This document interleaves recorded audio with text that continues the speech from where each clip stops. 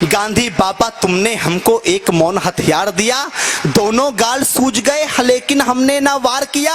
आदर्श तुम्हारे जिंदा है, बड़े महान हो तुम बापू, संपूर्ण विश्व में इस भारत की एक पहचान हो तुम बापू। अगर आपने चाहा होता तुम भी ऐश ले सकते थे, देश बेचकर अंग्रेजों से मोटा कैश ले सकते थे, स्वदेशी का नारा देकर दिन भर चरखा चलाते थे, देश का खर्चा ज्यादा ना हो आधा लैंप जलाते थे। आधी आजादी का बापू तुमको ही हकदार कहूंगा, कोई विरोधी तेरा होगा मैं उसको गद्दार कहूंगा। लेकिन देश के बंटवारे पर बापू गुस्सा तन जाता है।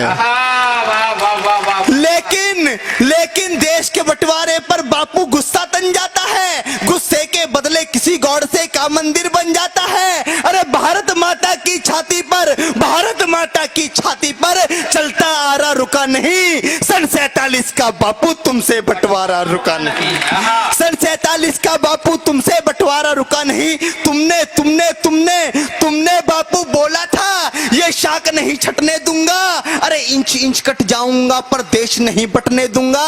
अरे चंदा सूरज धरती अंबर, चंदा सूरज धरती अंबर सारे ही शर्मिंदा थे, जिस दिन देश बटा बापू उस दिन तुम भी जिंदा थे।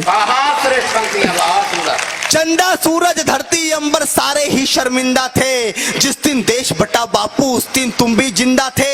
वैसी दरिंदों के हाथों से महिला हुए खिलौने थे, कविताओं में क्या बतलाऊं कृत्य कितने घिनौने थे। 40 लाख मृत लोगों का जिम्मेदार किसे लिखूं, देश बांटने वालों में बोलो गद्दार किसे लिखूं। और कितनी थी आंखें, कितनी थी आंखें जो रोते रोते पथराई थी, पूछ रही लावारिस लाशें जो कुत्तों ने खाई थी, पूछ रही लावारिस लाशें जो कुत्तों ने खाई थी।